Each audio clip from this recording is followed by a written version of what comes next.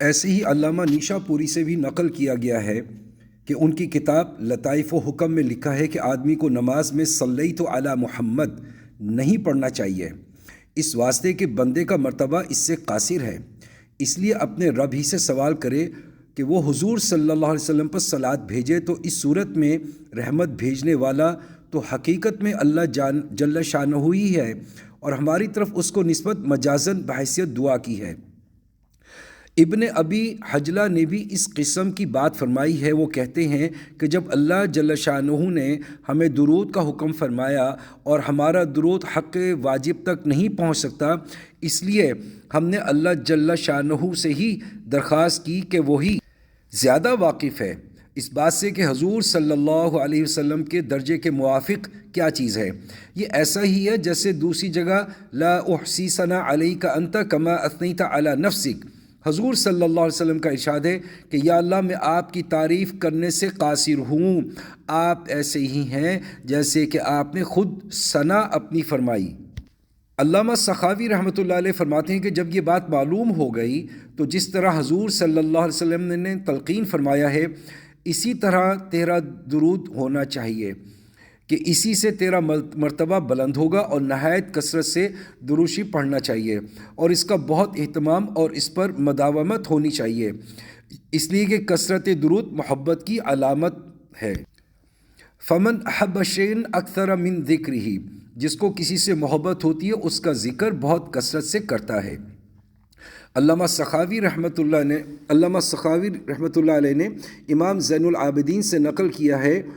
کہ حضور اقدس صلی اللہ علیہ وسلم پر کثرت سے درود بھیجنا اہل سنت ہونے کی علامت ہے، یعنی سنی ہونے کی۔ علامہ زرقانی شرح مواہب میں نقل کرتے ہیں کہ مقصود درود شریف سے اللہ تعالیٰ کی بارگاہ میں اس کے امتثال حکم سے تقرب حاصل کرنا ہے، اور حضور اقدس صلی اللہ علیہ وسلم کے حقوق جو ہم پر ہیں اس میں سے کچھ کی ادائیگی ہے۔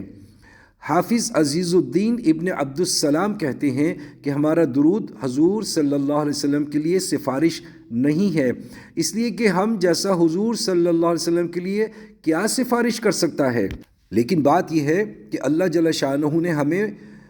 ہمیں محسن کے احسان کے بدلہ دینے کا حکم دیا ہے، اور حضور صلی اللہ علیہ وسلم سے بڑھ کر کوئی محسن اعظم نہیں۔ ہم چونکہ حضور صلی اللہ علیہ وسلم کے احسانات کے بدلے سے عاجز تھے،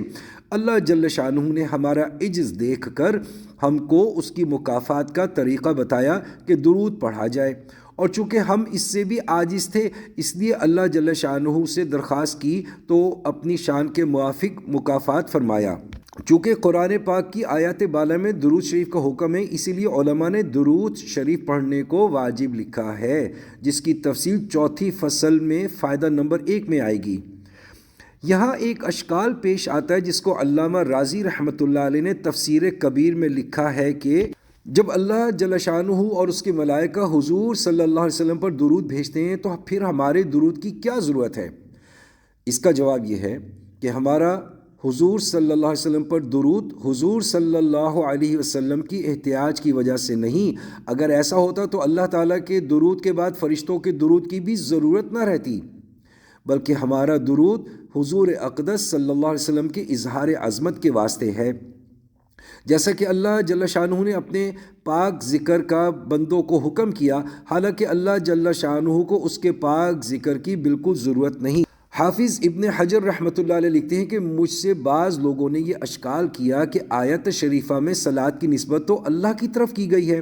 سلام کی تو نہیں کی گئی۔ میں نے اس کی وجہ بتائی کہ شاید اس وجہ سے کہ سلام 2 معنی میں مستعمل ہوتا ہے، ایک دعا میں، دوسرے انقیاد اور اتباع میں۔